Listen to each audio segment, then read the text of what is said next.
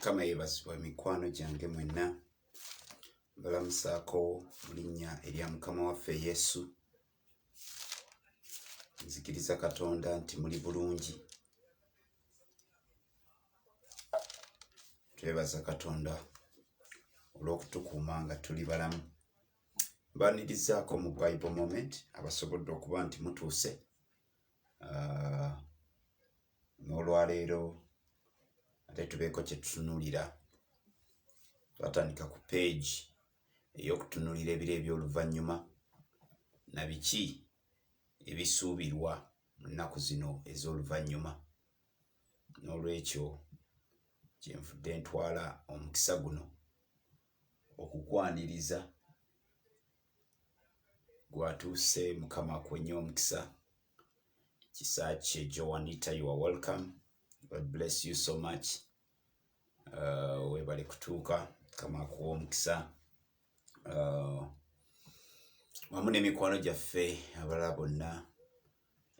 Akadde twakawanikamuko olwa stability mu network ebadde obudde buli obwa wansi etawaana, naye netugamba katuwanikemuko. Princess Charlotte, you are welcome. Happy to see you at the Bible moment. Juliet Mbatudde kulengedde kaawo. Mukama akwenye omukisa. Send my greetings to the rest of the class members. Ba Becky, ba Oprah, ba Nancy, bonna obamanyi banoonyeeyo gye bali bagambe bajje tutandike. Ningalengeddekaawo ku Angel Matovu. So you are all welcome. Mwebale kujja tubeere nga tugabana ekigambo kya Katonda. Olunaku lwajjo twatunuulidde ensonga z'abannabbi b'obulimba.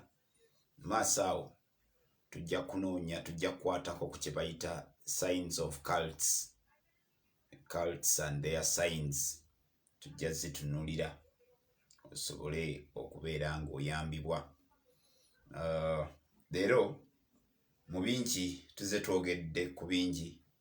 Twogedde ku Kristo, twogedde ku bintu bingi, twogedde ku Mwoyo Omutukuvu, twogedde ku kudda kwa Kristo, twogedde ku kwakulibwa kw'ekkanisa.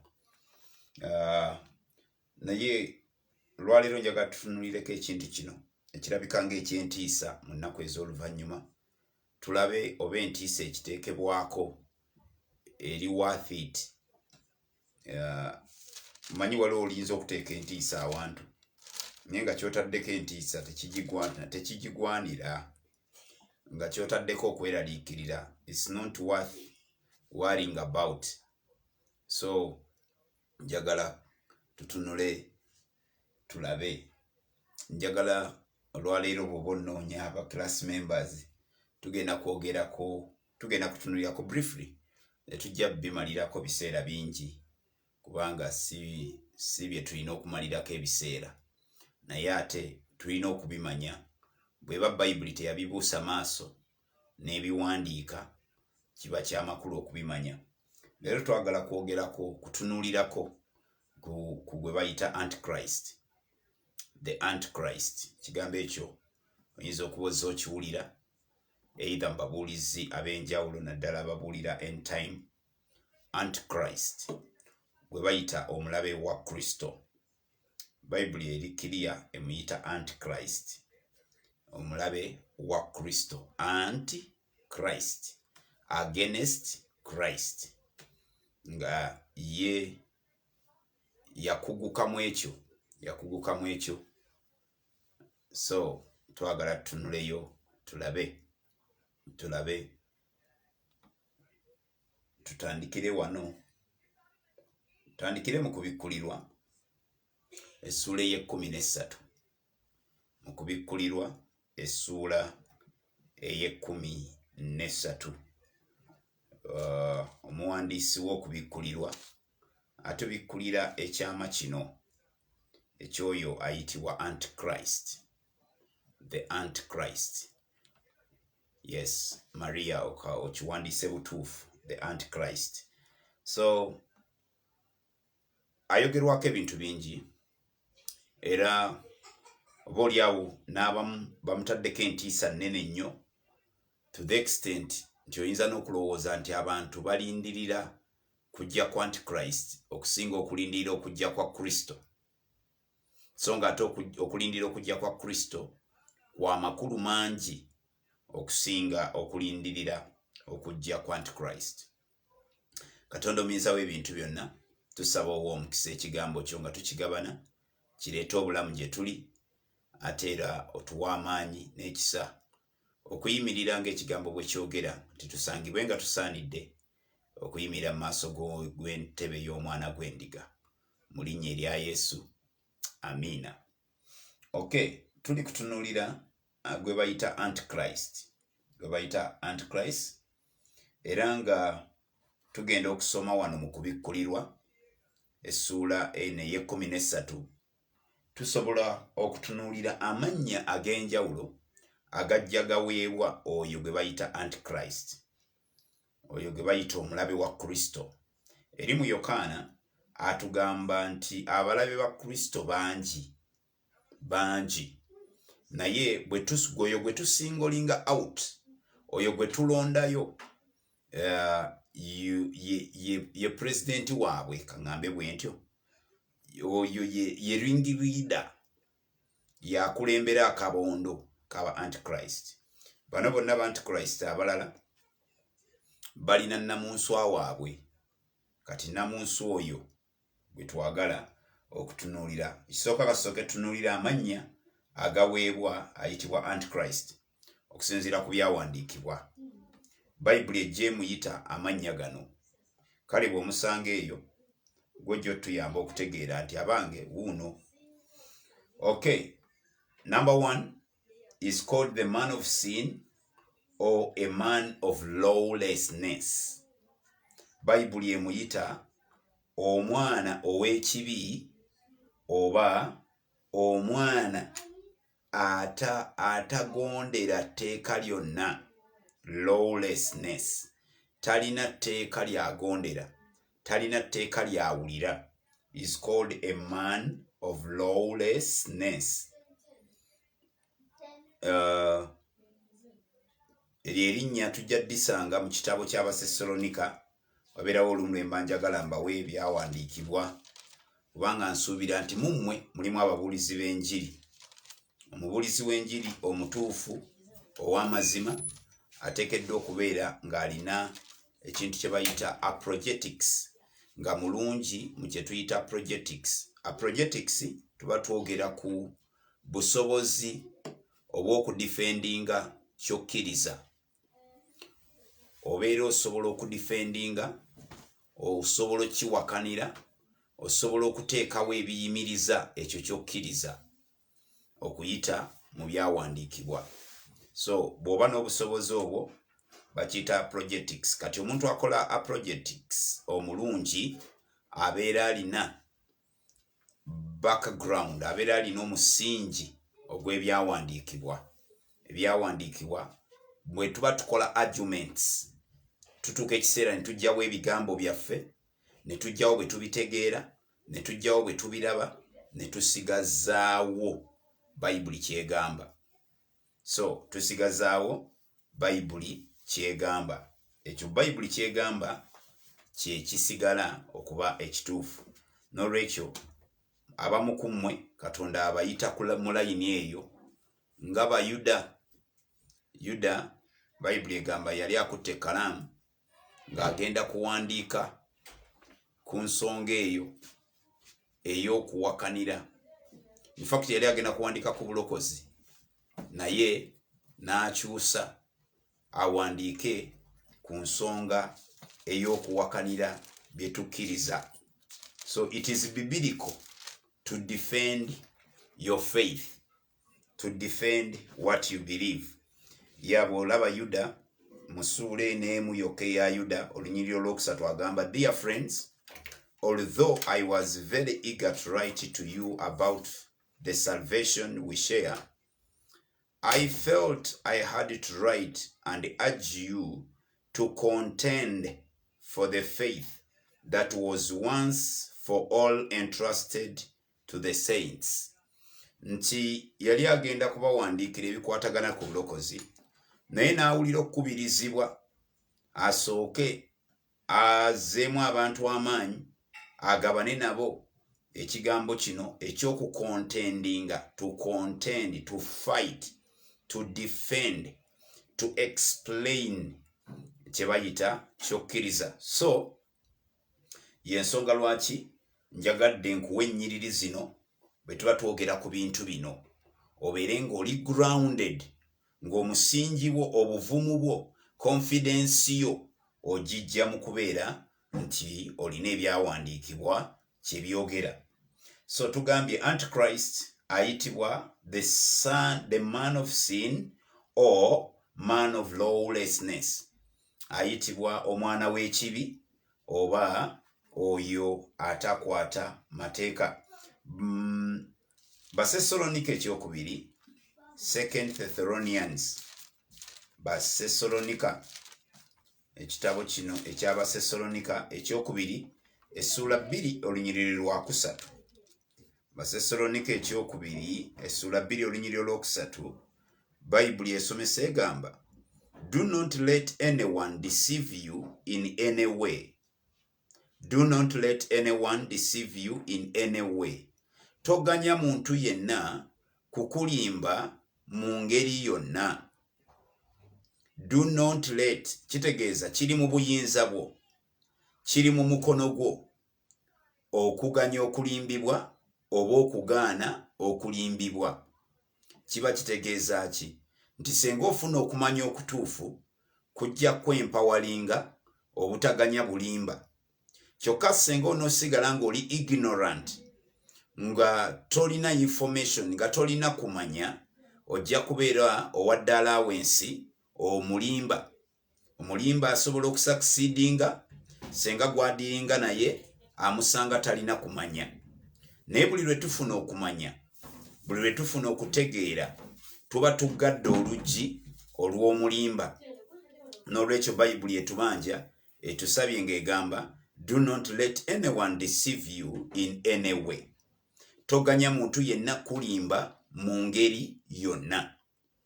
Muntu yenna mu ngeri yonna. Okay? For that day will not come until the rebellion occurs and the man of lawlessness is revealed, the man doomed to destruction. So here they are talking man of lawlessness, and they are talking about the Antichrist as a man doomed to destruction. That is 2 Thessalonians chapter 2 verses 3. So omwana ow'obujeemu era ne bamuyita omwana alindirira, doomed to destruction, doomed to destruction. Era Bible egamba, he will oppose and will exalt himself above everything that is called God or is worshipped, so that he sets himself up in God's temple. Okay, so that is name number 1 is called the man of lawlessness, the man of sin, or the man of lawlessness. Okay, and then number 2, erinnya eryokubiri lyojja osanga mu byawandiikibwa eriweebwa omulabe wa Kristo. Omulabe wa Kristo lye lino, son of perdition or son of destruction. Son of perdition or son of destruction, which we've seen in the verse we've read. So number 1 tugambye man of sin, number 2 is son of perdition or son of destruction. Okusinziira ku nzivuunula gy'oba olina. Ajja ayogerwako, gano mannya bajja bagamuwa. So kiba kirungi bwe bw'omanya, kiba kirungi bwe mmanya, kiba kirungi bwe ntegeera. Okay, then number 3 is called the beast. The beast. Yes, I had some people typing over there. It is good and important. osobola okutypinga. Is called the beast. Ayitibwa omwana, not omwana, but the beast. Ayitibwa ensolo, the beast. Son of destruction, perdition, yes. And then number 3 is referred to as the beast. Ayitibwa ensolo, the beast. Revelation chapter 13 verse 5. Okay, so Revelation chapter 13 verse 5 tutunuleyo.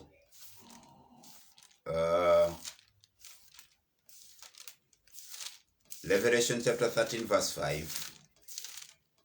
We can go there all together. Bible egambye bweti mu kubikulira essula ya 13 olunyiriri olw'okutaano. 13 verse 5, the Bible says, the beast was given a mouth to utter proud words and blasphemies, and to exercise his authority for 42 months. Nti ensolo neeweebwa akamwa okwogera ebigambo eby'amalala era n'okuvvoola n'okukozesa obuyinza bwe okumala emyezi 42 for 42 months.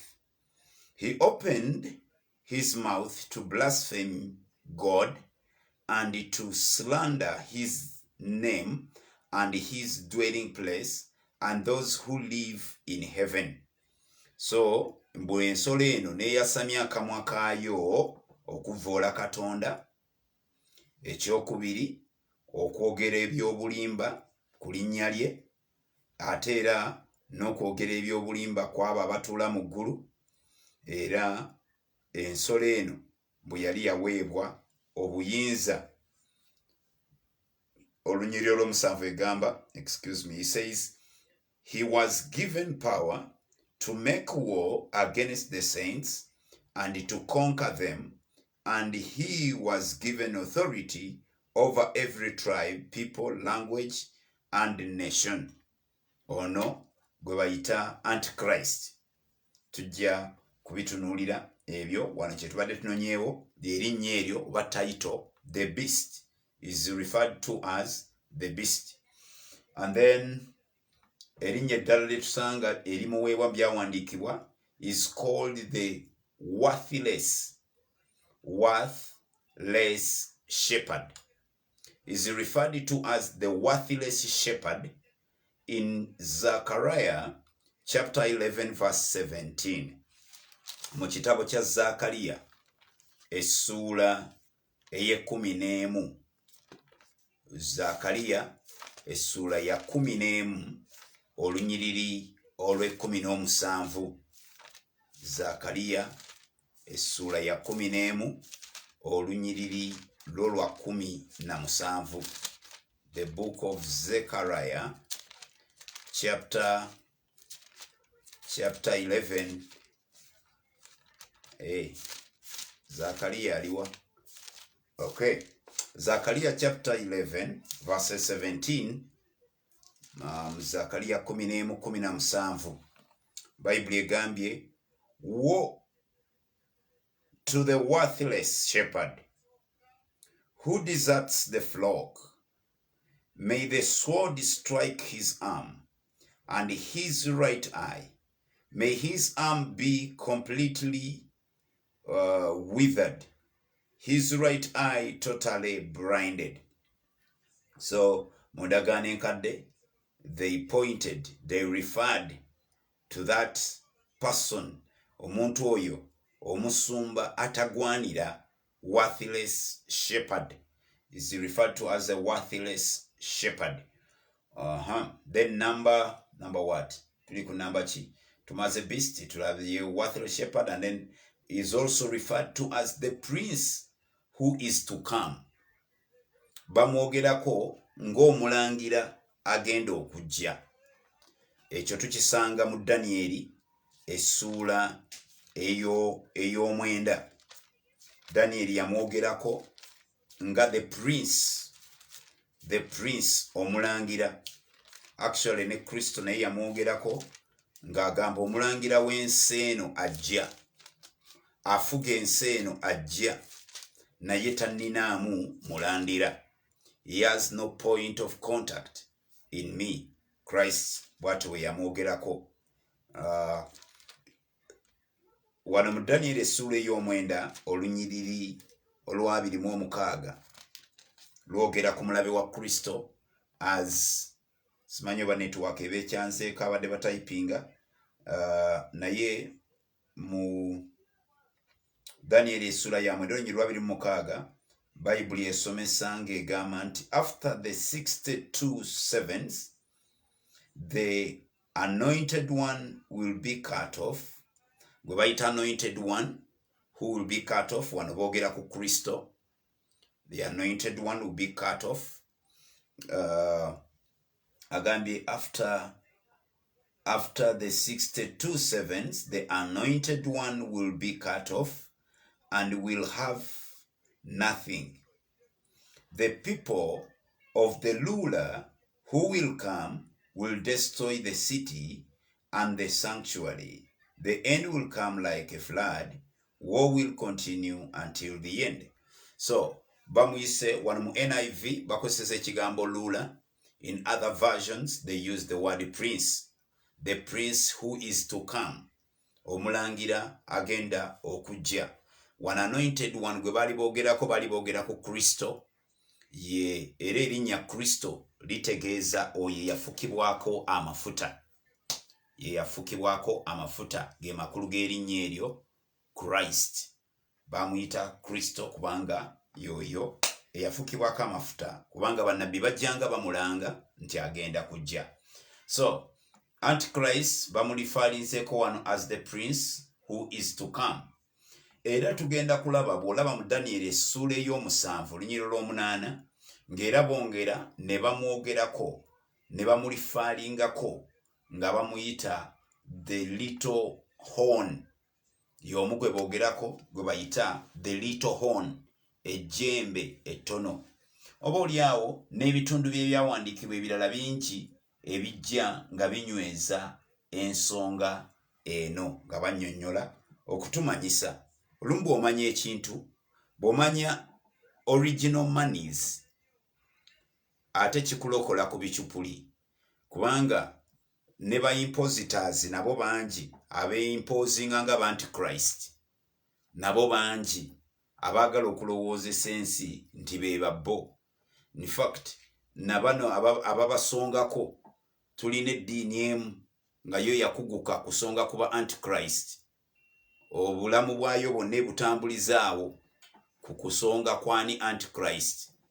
Ne basonga ku Papa n'agenda, ne basonga ku mulala n'agenda, ne basonga juze emabegako awo waliwo lwe basonga ku President oli eyali owa mu America, omukulu Obama, ne bamusongako mbu Antichrist nti anti emmotoka yeriko beast, simanyi empeta yeriko. Kati abo bonna buli lwe tumanya ekituufu Bayibuli kyesomesa kituyamba obutagendera mu kayoolo oyo, obutagendera mu kavuyo ako ak'abantu abalaba buli kintu ne baagala okizimbulukusa, ne baagala okufuuka be basoose okukiraba, ne baagala okutulaga nti bafunye okubikkulirwa okw'amaanyi.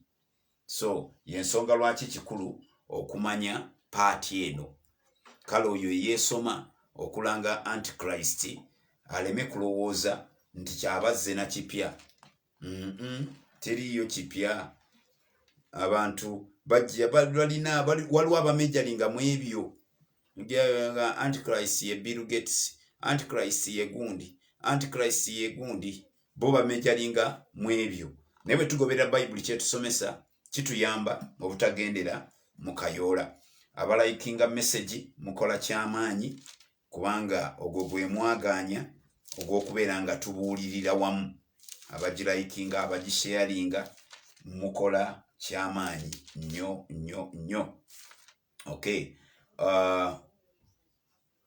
Yokaana, mu kitabo kya Yokaana, in the book of John, the first letter of John, Yes, ekitabo kya Yokaana ebbaluwa esooka olunyiriri essula 2 olunyiriri lwa 18. Essula 2 olunyiriri lwa 18. Yokaana atuwandiikira ng'agamba bw'ati, Dear children, this is the last hour. Nti abange abooluganda, eno y'essaawa esembayo. This is the last hour. And as you have heard that the Antichrist is coming, even now many Antichrists have come. Ono awandiika bamuyita omutume Yokaana. Awandiika atugamba nti abange abaana abato, eno y'essaawa esembayo, oba essaawa ey'oluvannyuma. Nga bwe mwawulira nti omulabe wa Kristo agenda kujja, that the Antichrist is coming. The Antichrist is coming. Even now, many Antichrists have come. Bangi abalabe ba Kristo abazze ne beimpozinga ku bwenyi bw'ensi. They have come. Babaddewo, bamanyiddwa. Abamu bamanyiddwa balina n'ekitabo kyabwe kiramba nga kyogera ekintu kimu kukontana na Kristo. Bawakanya Kristo nga bo bwe bulamu bwabwe. Yogera ku Katonda tebalina buzibu. Ne bw'oyogera ku Kristo, awo ewali embirigo, ewali olutalo, ewali oluyombo. Kiveeyo kyogera ogambe nti Yesu mwana wa Katonda, olabe ettagali. So naye Yokaana atugamba nti nga bwe mwawulira nti omulabe wa Kristo ajja, tye bangi abamaze okutuuka. This is how we know it is the last hour. Mbwera kino kye kitumanyisa nti kati eno y'essaawa esembayo.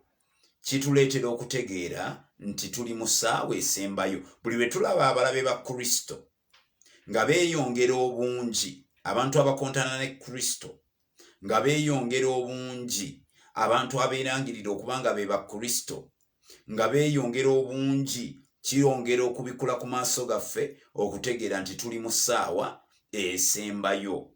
Tuli mu ssaawa esembayo. Olumu nteera okwewuunya neebuuza muli, bw'aba Yokaana bwe yawandiikira, awandiika agamba neeno essaawa esembayo. Ffe aboolwaleero be tubaba akuwandiika mugamba mutya naffe tunaawandiika ssaawa? Nze ndowooza tuba tuyinza kuwandiika nga tugamba eno y'eddakiika esembayo, oba eno kano ke katikitiki. Tuyinza okuba tuli mu katikitiki akasembayo. Naye nga batugambye nti ekitumanyisa, ekitutegeeza nti tuli mu budde obw'essaawa ey'oluvannyuma kwe kuba nti abalabe ba Kristo beeyongedde. Okujja kwabwe kwongera otuwa awareness. Buli yonna yo gy'oli kasita owulira abalwana, abalemesa, abawakanya ekyama kino ekya Kristo, then manya nti obudde buweddeyo. Basesalonika ekyokubiri essula 2 olunyiriri okuva ku lw'omusanvu. Basesalonika ekyokubiri essula 2 okuva ku lunyiriri lwa 7.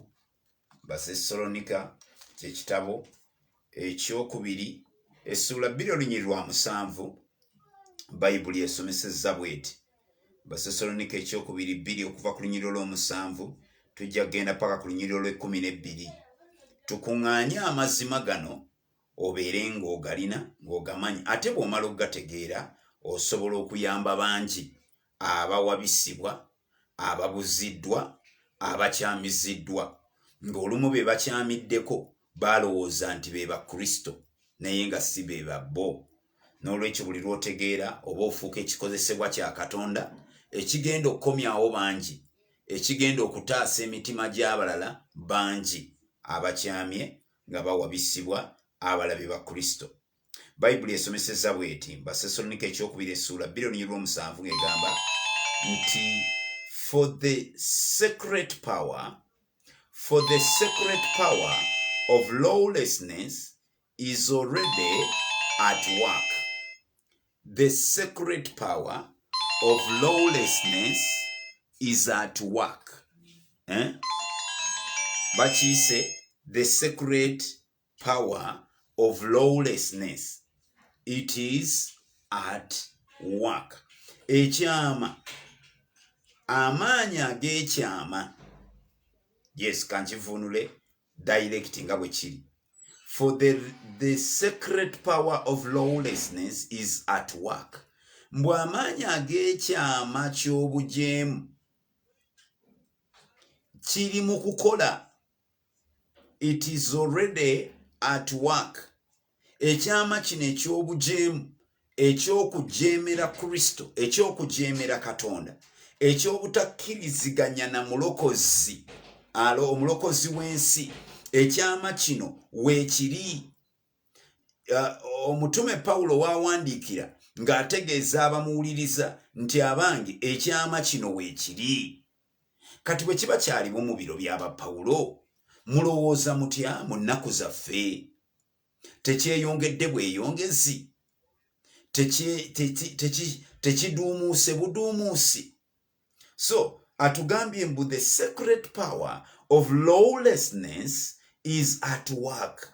Ekyama ky'omulabe wa Kristo akolera, because kyama kyekwese. Kyekwese, naye ennaku ze tulimu ze ndowooza tekikyekwese. Kigenze kyaniveiringa, kigenze kyebikkula, era nga kyeyongera okukola. Bwe tuwulira mu mawanga, bwe tuwulira mu zipaliyamenti, bwe tuwulira mu bibuga ng'abantu bateekawo amateeka agawakana n'amateeka ga Katonda, agawakana n'ebiragiro bya Katonda, agawakana n'okuteesa kwa Katonda, kiba kitutegeeza ti mazima ddala ekyama kino weekiri. Mu biro by'aba Pawulo kyaliwo, naye mu biro byaffe ate kyeyongedde nnyo. Bwe tulaba abantu nga basazeewo okuyita bukunya, bwe tulaba amateeka agafuluma nga gasayiningiddwa nga gawagira ebikolwa nga eby'okugyamu embuto nga bikkiriziddwa, bwe tulaba amateeka nga gafuluma agagamba nti omusajja asobola okuwasa musajja munne oba omukazi asobola okuwasa mukazi munne, amateeka ago bwe gafuluma, bw'oba omuntu asobola okuwasa ensolo, amateeka ago buli lwe gafuluma gaba gatutegeeza nti abange ekyama kino eky'obujeemu weekiri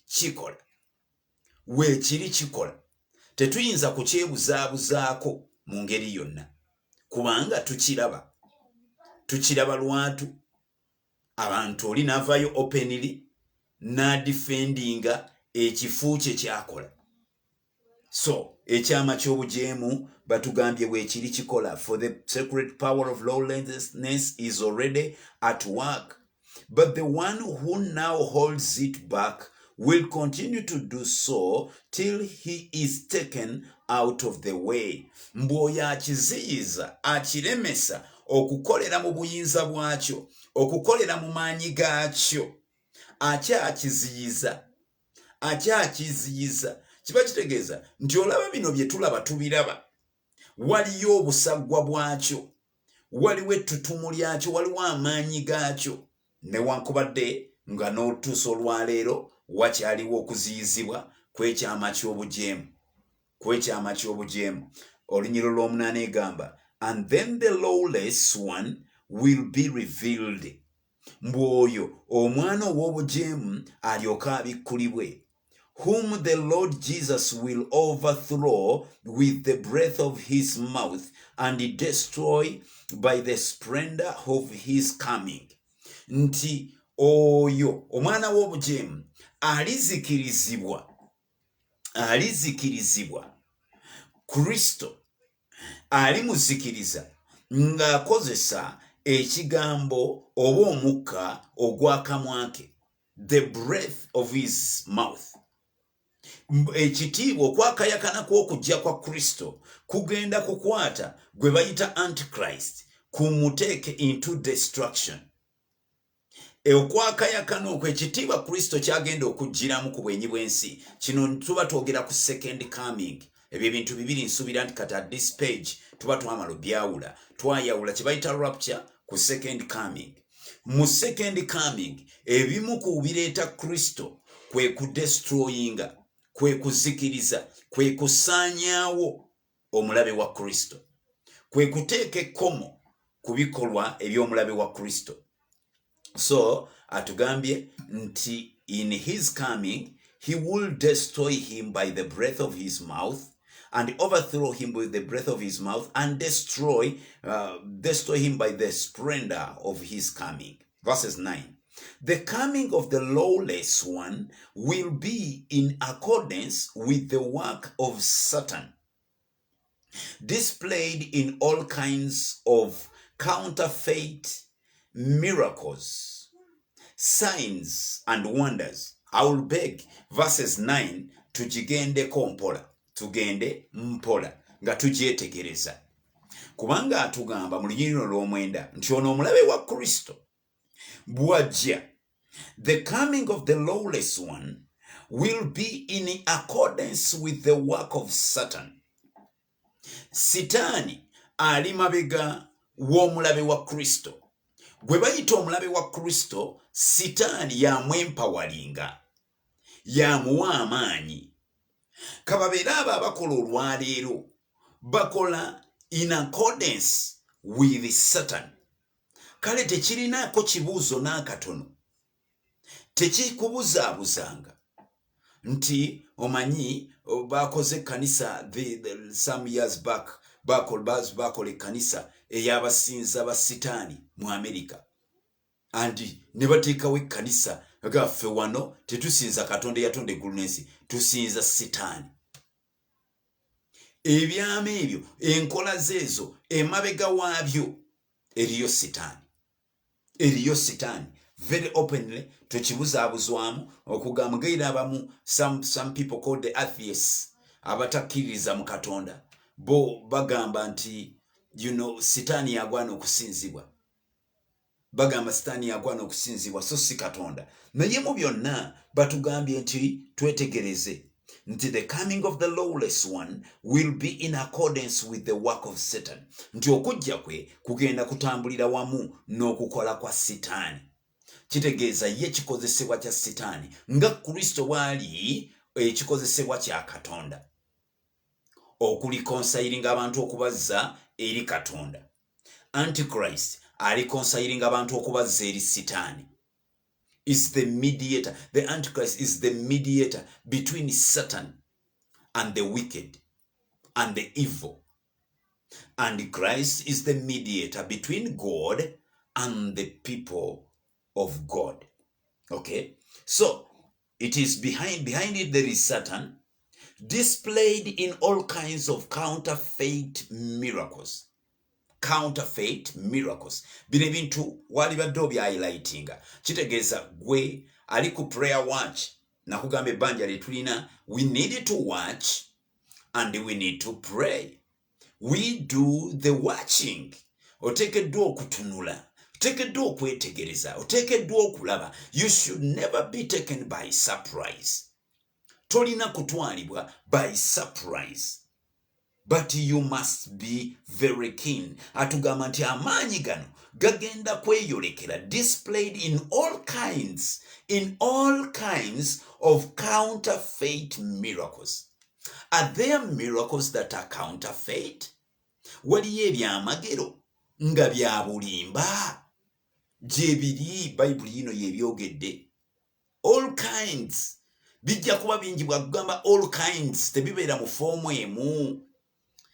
Counterfeit miracles are not in one form, they are not in one kind, but they are in different kinds. Naye amaanyi gano aga Sitaani agakolera mu mulabe wa Kristo gagenda kukola, ng'era wakati mu kukola kwago gatambula nga geeyolekera mu byamagero eby'obulimba, counterfeit miracles. Mba ndowooza, of course waliwo ebyamagero ebitasobola kulimba kanisa. Ekkanisa byesobola okutegeera amangu, byesobola okumanya amangu nti ebyo bya bulimba. Naye waliwo ebyamagero era so ebitasobola kutegeerebwa ate abantu abali mu nsi. Nga bino by'owulira nti bw'oba oyagala okuyingira Illuminati osasula ssente bwe ziti, mbu kubanga Illuminati be basinga ssente mu nsi. nosanga abavubuka nga bakola buli kyonna kyekisoboka, atunda buli akapoloti kaalina agenda ayingira Illuminati afune sente ez'amangu. Kati ne yeerabira nti n'abayakulazi yakugambye nti ekyo ekitongole gyekiri naye aba anoonya sente. Otherwise why would you be paying? Naye abantu bategeera butegeezi nti obwongo bw'abantu bwe butyo bufaanana, n'asalawo okubagamba ebigambo ebifaanana bwe bityo. Sasula oyingire ofune obugagga, ate nsasule nga mmwe mugaba bugabe, ate ne zenina nazo ne muzitwala. Ndimanya nti obaze ezaffe ze tuwaayo ze mukuŋŋaanya ne mutuddiza. Lwakuba olumu abantu tebateekamu kye bayita reasoning. Naye agambye is going to be his work is going to be displayed in all kinds of counterfeit miracles. There will be miracles. Then number 2, there will be counterfeit signs. There will be counterfeit signs. There will be counterfeit wonders. Miracles, signs, and wonders. Ebintu ebyo bisatu.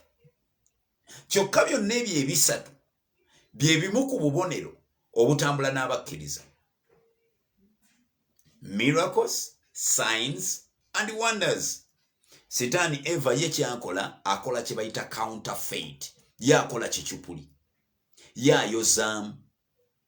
Yakola ekikyupuli. Counterfeit signs and wonders. And in every sort of evil that deceives those who are perishing. Mubagenda kolesa buli every sort of evil. Buli bubi. The operation of the Antichrist egenda kujayo buli bubi. Buli bubi mu its form. Obubi ku buli ddaala lyonna. Mu buli kanyomero konna. All kinds of evil that deceives those who are perishing. They perish because they refused to love the truth and so be saved. Ekibaleetera okuzikirira kwe kubaana nti baagaana okutegeera amazima. Oba amazima bwe gaabagambibwa baagaana okugoberera amazima because they wanted quick miracles. Quick appearances. Abantu baagalayo obubonero. Abantu baagalayo ebintu ebyewuunyisa. Ovaayo n'ogamba nti nze banzaala n'ettimba n'ensi n'ekugoberera, nsi n'ekukkiriza. Wonders. Abantu baagala ebintu bwe bityo. Bintu bwe bityo nti Mariyamu owe Fatuma ti abaana baali eyo n'abalabikira. Bintu bwe bityo. Wonders, ebintu ebyewuunyisa. Ebintu ebyewuunyisa. So agambye naye ekigenda okutwala abantu mu kuzikirira, they will perish because they refuse to love the truth and so be saved. Kubanga baagaana okwagala amazima era ne bagaana okulokoka. Lwaki tebaalokoka? Kubanga baagaana amazima. Baagaana amazima. Kale nze mba ntuuka ku ddaala erigamba omuntu ng'abuuliddwa enjiri n'agaana okulokoka ng'abuuliddwa. Kale bw'ava mu bulamu bw'ensi eno nga yaweebwa chance ewulira naye n'agaana bugaanyi, bwe mba nkaaba mukaabira kitono kubanga mba sirina kyamumukolera. Aluma y'oyo ataawulira ku njiri. Olunyiriro 11 lugamba, for this reason God sends them a powerful delusion so that they will believe a lie. Olw'okuba baagaana amazima ne bagaana okulokoka, Katonda atuuka ku ddaala n'abateera, n'aggyawo olukomera, ne balyoka balumbibwa obulimba, ne balumbibwa ogwoyo oguwabya, a powerful delusion, so they will believe a lie. Bamaliriza bakkiriza obulimba. So weekeberemu mulokole. Lwaki bakulimba n'okkiriza?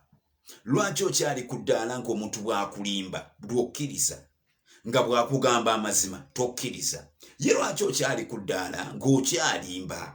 Kubanga obulimba bwaba ki? Bwaba n'ababula. Ffe ekyaffe ki? Mazima.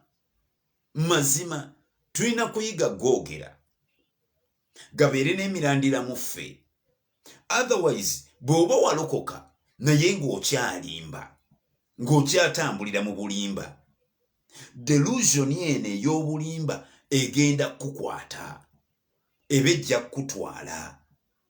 Kiba kitubanja, kiba kitwetaagisa okutandika olutalo olwekuunyuulako kibayita obulimba. Tulwanagane ne guweevu guno n'oguyengo guno. Abantu balimba. Ekyewunyisa abantu balimba abooluganda. Abalokole ba Mukama, abakkiriza balimba. Olw'okuba ekibi ky'obulimba tekireekaana nga bibi birala, kale abantu basigala batambulira mu bulimba. Naye kambabuulire agambye nti abantu bwe baagala obulimba bagenda kusindikibwa ejjengo erya a powerful delusion so that they will believe a lie. So mulokole tulwanagane n'ekintu kye bayita obulimba, tukyawe obulimba, twogere amazima. Twogere amazima, tutambulire mu mazima. Olunyiri lwa 12 agambye, and so that all will be condemned who have not believed the truth but have delighted in wickedness. Abo nno bonna balyoke bazikirizibwe kubanga baagaana amazima ne baagala obubi. So Basesalonika bw'atyo bw'atugamba, therefore this Antichrist, tusobola okumenya characteristics eza Antichrist n'omumanya. Abamu mumanya okumbuuza njawula nti eddoboozi lya Katonda ku ddoboozi lya Sitaani. Sitaani ayogera okusinziira ku mbala ye, nga Katonda bw'ayogera okusinziira ku mbala ye, okusinziira ku kikula kye. Buli muntu ayogera kyali. So therefore kikulu nnyo okutunuulira kye tuyita the characteristics that are described about the Antichrist. Tusobola okutunuulira passage nga tusobola otulaga the characteristics. Simanyi characteristics mu Luganda oba kyekiki, senga mbaddeko akyenzivuunuliraawo wali badde ontaasizza nga tunulira the characteristics of the Antichrist. Characteristics of the Antichrist. Nja kusaba ogende mu Danieri essuula ey'omusanvu. Mu Danieri essuula ya 7 olunyiriri lwe 24. Tutandike n'olwa24 nga twagala kutunulira the characteristics of the Antichrist. Embala y'omulabe wa Kristo. Bw'obimanya bikuyamba ki? Bikulokola, bikutaasa obutalimbibwa. Ekirungi nti kati Kristo omutegedde, kati then bw'onoomanya tuba mu comparison, tukuteeka ku page ne tuteeka ne ku page. You can easily tell. Since we have taught you Christ, then it will be very easy for you to tell that this is the Antichrist. Characteristics. Tugenze mu Danieli essuula ya 7. Danieli essuula ey'omu7. Mu Danieli essuula ya 7 olunyiriri lwa 24. Danieli essuula ey'omu7 olunyiriri olwa 24 Bayibuli egamba, the 10 horns are 10 kings who will come from this kingdom. After them, another king will arise, different from the earlier ones. Nti ono kabaka bw'aligolokoka alibeera wanjawulo ku bakabaka bonna abaasooka. He will subdue 3 kings. Ajja kuggyawo bakabaka 3. He will speak against the Most High. Mu kwogera kwe aliyogera ebigambo ebivoola Katonda ali waggulu ennyo. And oppress his saints. Era alitulugunya abatukuvu. and try to change the set times and the laws. Era aligezaako okuwanyisa ebiseera n'amateeka. The saints will be handed over to him for times a half a time. Nti abatukuvu baliteekebwa baliweebwa mu mukono gwe okumala ekiseera n'ebiseera n'ekitundu ky'ebiseera. Ekiseera, ebiseera n'ekitundu ky'ekiseera. Nakugamba mu numerology tutunuulira ekiseera okubeera omwaka gumu, ebiseera okubeera emyaka ebiri, ate ekitundu ky'ekiseera okubeera ekitundu ky'omwaka. Ekitundu ky'omwaka. So gy'emyaka 3 n'ekitundu. Okay. Mu lunyiriri olwa 26 agambye, but the court will sit and his power will be taken away and completely destroyed forever. Kati ekyo ekigambo kikwate okitwale ku Basesalonika we tusomye ekyokubiri essula 2 olunyiriri lwa 7 paka ku 12. Era olunyiriri lwa 27 kwe kutugamba, then the sovereign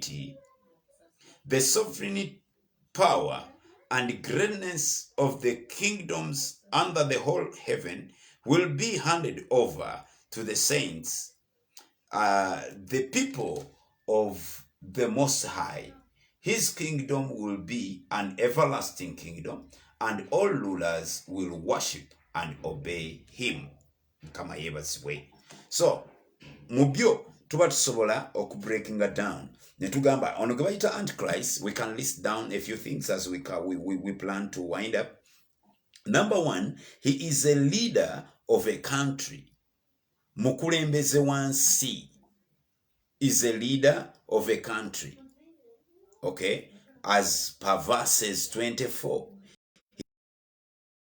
But that might be generic term for a leader of a country, since that is pretty much all that they had back in then. Nti olwokuba awandiikira mu biseera ng'obwakabaka obanga wandikidde senga omuwandiisi abadde yawandiikira mu biro byaffe yali badde agamba he will be kubanga olwaleero the reigning term is a president.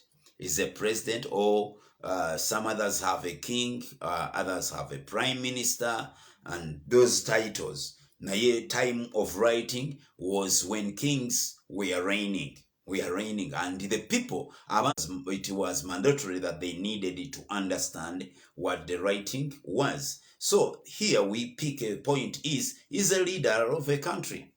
Ajja kuba mukulembeze wansi. Number 2, since he is arising out of the old Roman Empire, it is the thought that he will be from Europe, because kubanga bwe baba omuwandiisi bw'aba awandiika bamulaga ebyama bino bamulaga ng'obwakabaka bwava mu territory gy'asakolingako gy'atunulako, it is around the European Empire. Bwe tuba olwaleero kati kubanga kati kyapuloddeninga naye bwe tutunuulira Europe n'otunuulira Europe n'ensalosalo ezo, there is an impression that this person must come from the European side of Oriao. Okay, so because tuba speaking originally from the writer's point of view. Okay, then number 3, he is initially a small, which indicates that he is somewhat obscure and insignificant at first. Ekisooka Bayibuli etulaga waliwe bamuyise ejjembe tono, a small horn. Atandika anyoomebwa, atandika abantu tebamutaddeeko mwoyo, atandika abantu tebamutaddeeko birowoozo, naye olw'okuba nga mu butono bwe era n'okulabika nga ataliwo amakulu, abantu tebamufaako. He is small, so muntandikwa atandikwa mutono, because they refer to him as a small horn. Number 4, he overthrows or subdues 3 of the other kings. N'alyoka asuula bakabaka basatu. bw'asuula bakabaka abasatu, then it brings an awakening. But now, see, in the times wekigenda okubeererawo, ajja kuba tasuula bakabaka, ajja kuba asuula bakulembeze b'amawanga, ajja kuba subduing bakulembeze b'amawanga. Oganokolayo senga aba wakujja mu nnaku zaffe, tulina amawanga ge tunuulira, nga bw'oyinza okugamba nti bw'otunuulira America, nga bw'oyinza okugamba bw'otunuulira Russia, nga bw'oyinza okugamba bw'otunuulira China, n'oyinza okugamba nti bw'otunuulira ogwanga kyeddala. Actually ago ge tusigazaawo ag'ettutumu, tulinawo America, tulinawo China, tulinawo Russia. Ago those three ze ziriwo ez'amaanyi, era tuba tulowooza nti senga abeera kuva kugolokoka ng'ava Kenya, these bw'aba anaava Kenya, bwe tumulaba ng'asudde owa America, n'asuula ow'e China, n'asuula ow'e Russia, pozi ne Korea ennaku zino, naye agenda akola ki? Agenda agezaako okugjayo ku mutwe, naye nga bakabaka agambye nti ajja kusuula abakulembeze basatu, tuyinza obutabayita bakabaka kati, naye ajja kusuula abakulembeze b'amawanga. Ngambye bakozeseza, omuwandiisi yakozesa bakabaka kubanga lwe lwali olulimi olutegeerebwa abasomi b'ebiro bye. So olw'okuba byawandiika bitukwatako, we need to do tukiyita tutya, we do let me use this, we do a derivative, we derive from king to presidents because it is the current form. So we derive from kings, therefore when we derive, the general term will be leaders of countries, of nations. Okay, so he will throw and subdue 3 kings. Then number 5, he is highly intelligent, as is seen by it having the eye of a man. Mbwejjembe lino lyogerebwako nti ate liriba lirina eriiso ly'omuntu, which means omukulembeze ono ajja kubeera mugezi, ajja kuba kagezi munnyo, ajja kuba genius, because he says he is having an eye of a man. So he speaks, it is a little horn, to imply that he will start small, he will start insignificant. Ajja kutandika nga abantu bamulowooza kuba nga ayinza okukola ebitiisa ensi, ebyanaamiriza ensi. But bw'asukaawo ne batugamba it had an eye, to imply that this is the Antichrist will be an intelligent person. The Antichrist, we talk about he will be a human being.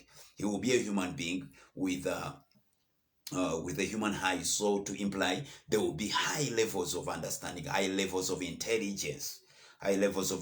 Number 6, he is arrogant and boastful.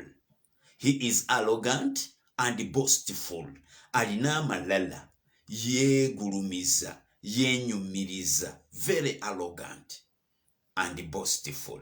Number 7, he persecutes the saints of the Most High for 3.5 years, which is the second half of the 7-year tribulation, the Great Tribulation, or at the arc of the Great Tribulation. So Bible egambye nti abatukuvu baliweebwa mu mukono gwe. Abatukuvu be boogerako, because the writer is Daniel. The saints is talking about is not talking about the church. Actually, Daniel teyaweebwa chance eraba kye bayita church. In his vision, he was denied the fact of seeing the church. That's why mukolesebwa kwa Daniel mulimu space eyo gye tuyita the church age. Otherwise lwaki tulabamu gap? Kwe kubeera nti batulaga the events nga bwe za unfolding up to the 69th week. Mu week ey'enkaaga mu omwenda waliwo space, activities zistopinga, then activities eziddako ezibeera mu last week. Olwaleero tusobola okugamba nti okuva ku Kristo, kubanga batugambye wali bwe twali tusoma Daniel essula ya 9 okuva ku lunyiro lwa 24 lutugamba nti the Messiah will come, the anointed one will come, bw'anaamala okujja, he will be cut off and he will remain with nothing. Bwe tuddayo mu byawandiikibwa, the anointed one gwe bali boogera ku Kristo yamala najja era n'akatingibwa off by the cross. Omusaalaba ne gumuteekako ekkomo. Bwe gumuteekako ekkomo, and he remained with nothing. N'engoye ze yalina bazikubira akalulu. N'engoye ne bazikubira akalulu. So bwe tuvaawo events eziddako okuva ku musaalaba tetunnaziraba nga zibaawo. Kyokka ate okuva ku musaalaba, we see the inauguration of the church. We see the beginning of the church age. Church age etandika n'etambula n'okutuusa olwaleero tukyali mu kiseera ekiyitibwa ekya church age. Church age eno egenda kubeerawo okutuusa ku rapture. Bwe tutuuka ku kukwakkulibwa, church age will cease. Omulembe oba emyaka oba ekyasa ky'ekkanisa kijja kuggwa, kijja kuteekebwako ekkomo. After the rapture, what must proceed is the second coming. Event ebeddako nga rapture ewedde ebeera second coming. Kristo ng'akomawo ku bwenyi bw'ensi. Bw'akomawo ng'ekkanisa tekyakola tekyaliwo. Naye batugamba nti abatukuvu baliweebwa mu mikono gya Antichrist. Balimuweebwa okumala emyaka 3 n'ekitundu. Era ng'emyaka egyo n'esatu n'ekitundu tugibala kugiri emyaka 7 egisigaddeyo, kubanga emyaka bwe giba gyali girina kuba 490, 490 years. The 480 and 89 and 89 no and 83 and 83 483 years were covered, and all events that are taking a place, all of them complete and also. But the events that are prescribed in the last 7 years are not yet in the happening. And if someone has an argument, so ngabadda wakanya nti byonna byabaawo, yes, I've heard of someone who says ebintu bya Daniel byonna byaggwako, byonna byagenda. Naye bw'okigoberera ojja kulaba nti ebintu bye bannyonnyola mu wiiki ey'omusanvu tebinnabaawo. I think I will get time and I will share with you just to prove that, kubanga olumu muli ba students of all walks of life. Musoma wano ne musoma wano ne musoma wano ne musoma wali. So kati obutaleta confusion, I'll bring you, nja kubaleetera evidence eraga nti ebintu ebiri mu kyama mu kwolesebwa kwa Daniel mulimu ebyatuukirira ne biggwako ng'okujja kwa Masiya ku nsi, ne biggwako ng'okusalibwako kwa Masiya ne biggwerako ddala. Naye mulimu paati endala nga okuleeta everlasting righteousness. Mulimu paati endala. There are other pieces that are not yet complete. So olwokuba kiri bwe kityo, then that's why we say that there is still a 7-year period, because buli lwogamba nti byaggwako, then we don't see the 7-year period, then we don't see the 3.5 years. Buli lwogamba nti byaggwako, then we don't see actually the reign of the prince. Tuba tetulaba kufuga kwa prince. Buli lwogamba nti byaggwako, either bw'aba biba byaggwako, prince aba yafugadda, Antichrist aba yajjadda. So we need to be very keen when we are teaching the end times, when we are talking about the end times. So he says, he persecutes the saints for 3.5 years, which is the second half of this of the 7-year tribulation or the great tribulation. Then another characteristics, character of the Antichrist, he will overcome the nation Israel, ajja overpowelinga, because he will enter into a covenant. Bible yetulaga nti aliyingira mu ndagaano ey'emirembe n'eggwanga lino ery'abatukuvu. Okay? Then verse 9, point number 9, his empire or his influence will be entirely earth. amaanyi ge n'obufuzi bwe bujja kuba ku nsi. Tagenda kufugira mu mwoyo as people think.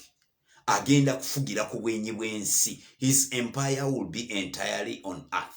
Bw'osoma verses 23 of the book of Daniel chapter 7. Mu Revelation chapter 13 verse 7 era still olaba nti obufuzi bwe buli ku nsi. Obufuzi bwe buli ku nsi. He will speak against God. Mu Lunyiriro lwa 25 twakirabye ng'ajja kwogera ebivoola Katonda. He will institute his own system of laws. Ajja kweteerawo amateeka ge kwatambulira mwakolera ebintu bye. Mu Lunyiriro lwa 25. Many think that he will be an economic genius. Abamu balowooza nti ajja kubeera muntu wa bya busuubuzi oba wa byanfuna. Ajja kuba mugagga nnyo, ajja kuba mugezi nnyo mu bikwatagana mu economics. Era oba oli awo kubanga bw'olaba systems eziri okuteekebwateekebwa eziteekateeka okujja kwe nazo ziri waggulu. Okubeera nti now we live in the age where money travels. Nga sente zitambula nga zituyita ku mitwe. Nga sente zitambula nga economics osobola okugula kati ogulira gy'oli. You buy from wherever you are. Leero tubadde mu humility conference nga you can buy that book from Amazon. And in fact it really works. Bw'oba oyagala kigezesa olabe. You order that book, they print it out and they will send it to you. They will bring it to your house. They bring it to wherever you are. So yensi gye tulimu olwaleero, but it is preparation time. Another character, God will destroy him. Katonda ali muzikiriza. Twakirabye ne mu Basesalonika, twakirabye nga ne Yokaana naye akyogerako. So Katonda ali mukola ki? Ali muzikiriza. The Antichrist will appear to be fatally killed by a head wound, but then will appear to be resurrected. Ekyo tujja kiraba eri mu kubikkulirwa essuula ey'13 okuva ku lunyiriro olusooka paka ku lunyiriri olwokusatu. So those are some of the traits, those are some of the characteristics ezikola ono gwe bayita omulabe wa Kristo. Omulabe wa Kristo byonna kyagenderera kujeemesa bantu, kutwala abantu mu kuzikirira. N'olwekyo weewali amaanyi n'ensonga emu lwaki tulina okubuulira enjiri kwe kuyamba bangi abantu obutabula, abantu obutawubisibwa, abantu obutatwalibwa nga balokose. Olwaleero tugwe guno omulembe abantu nga balokose kufuna byamagero, abantu nga balokose si lwakuba baagala Katonda, si lwakuba Kristo akomye ku mitima gyabwe, naye ekkanisa olwaleero enyuma. Olwaleero ekkanisa erimu endongo. It has turned into a discotheque. So someone compares going to Ambias and going to which to Club Civic. N'agamba nfuki ogenda mu Civic kangende mu church because there will be a lot of music. So abantu ne bajja mu kanisa nga balinga abazze mu kiduula. Abantu ne bajja mu bulokozi naye nga balina ebibaleese, balina ebigendererwa, banoonya byamagero, banoonya bubonero, banoonya byewuunyo. They are looking out for miracles. Sitaani yakuba kamera ye n'atunula mu mitima gy'abantu n'alaba n'amanya nti ono anoonya kikaggwerawo. No wonder omuntu alokoka. Kiruma n'okuluma by the way. Omuntu ng'alokose bwe kwali badde okunoonya ekkanisa ey'okusabiramu n'agwa mutemu ya nnabbi wa bulimba of all churches ng'alokose. Naye lwaki? Because munda mu mitima gy'abantu mulimu okuyaayana kw'ebyamagero, mulimu ebintu biggwerawo, mulimu ebyokufuna amangu. Oyagala okifune kati, kiggwe kati, obeere ng'okivuddemu. At the end of the day, challenge weebeera kwe kubeera ng'ate kireeta akatyabaga kw'okubeera nti you will be deceived.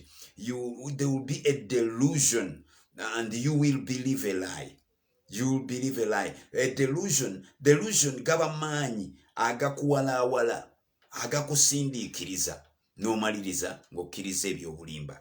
Therefore, gwategedde amazima, twogere amazima, tubuulire enjiri, musharinga ab'oku mikutu, onliners, the only way we can pattern engeri gye tuyinza okupataningamu mu njiri eno kwe kubeera ng'osobola ogisharinga, ng'osobola ogirayikinga, osobola okuinvitinga omuntu omulala, osobola okugabana n'omuntu omulala yenna. That is the way you can pattern. Engeri endala, otherwise naffe twalibadde nga n'abasumba abateekawo ebibbo, neffe tetulina we tussa kibbo, naye tetujjagaana kubuulira njiri eri abantu abatono Katonda baakomako, abantu abatono ababikkuliddwa, abakibikkuliddwa, nti olomosi nange nayogeranga Pawulo nti ffe tetudisavinga ab'okumikutu, tetudisavinga kulyako bimu byammwe eby'ekkumi tetudisavinga kulyako biweebwayo byammwe, naye mu ngeri ekyo tetujjagaana kukola mulimu gwa Katonda mbu kubanga ebiweebwayo. Nedda, ffe tujja kubuulira enjiri kubanga at the end of the day tulina bamuyita the greatest reward. Bamuyita the greatest reward. Nolwekyo be a pattern. Patterninga, beera pattern. Nga tukola obuweereza buno, nga tukola omulimu guno, nga tusoma ebitabo. Nze kankola ogw'okunoonya, kankola ogw'okubikkula ebitabo, tubikkule Bayibuli nga tubikkula ebitabo, tubikkule Bayibuli nga tubikkula ebitabo, tukole omulimu. Enjiri kola gwa kukigabana. Enjiri inviting someone, liking enjiri. Tupataninge. Kwata akasente ko mu butono bwako, tupataninge, tukolere wamu. Leme kutya ku majambo tetulina data. That's why ennaku zino zonna mbadde sikyabasaba data nze. Lwaki? Someone at the prayer watch yayimirira, bamuyita Rachel yayimirira n'awaayo. Betty naye n'ayimirira naye n'awaayo. N'abalala nga Mukama bw'agenda akola ki? Ajja abasobozesa. Therefore tugende nga tukikola. Nina omukyala ansomooza bamuyita Anne Walusimbi. Many of you know that lady. That lady, she picks monthly. Ye buli mwezi. Musumba akakadde konna n'akakuwa. Sina kugamba nti ampaka kadde. Naye ze kyenjagala mu commitment ye. Alina that commitment. She convinced herself, she talked to herself, tinja kuwangayo akasente kano n'akawaayo. So we thank God. Tetufunangako lunaku nga tulemereddwa ku broadcastinga just because tetulina data. Pozi nga network ye yekyanze, oba musumba wamwe nga yakooye bukooyi n'alemererwa, oba nga afunye engagements endala. Naye bwe kitabo ekyo mubadde beesigwa enjiri n'ebuulirwa. Mukama abanjagalire, abawa omukisa, twongere okubuulira enjiri. Tokoowa kunoonya mazima. Wonna we batadde ekituuti, we batadde omukutu nga owulira bye boogera birimu amazima, tuulawo tega amatu, kuŋŋaanya as much as you can. You listen. Bw'oba owuliriza nkubanja ebbanja limu lyakusengejja oleme kumira bumizi. Toli omuyembe n'oliirako ensigo.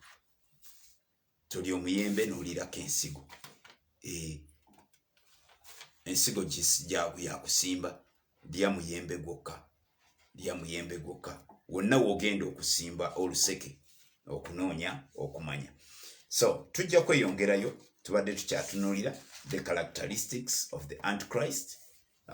Tujja kweyongerayo tusobole okunnyonnyoka ebintu bino, kubanga Antichrist baamuteekako obwebindu, baamufuula wantiisa nnyo, baamufuula muzibu nnyo, to the extent nti almost ekkanisa eri kuwugulwa okuva ku kulindirira Kristo kati ng'egenze ku staginga ku kulindirira Antichrist. Naye ono gwe tulindira si wantiisa. Bayibuli egambye nti okujja kwa Kristo kwokka, okulabika kwe kwokka, ekitiibwa ky'okulabika kwe kyokka kijja mumala okuzikirira, kijja kumumala okusaanawo. Destiny ye is destruction. Kati oba okola kyabwerere, okuddaawo ne weeraliikirira, okuddaawo n'otya, mutima ne gukubeera mu bbanga.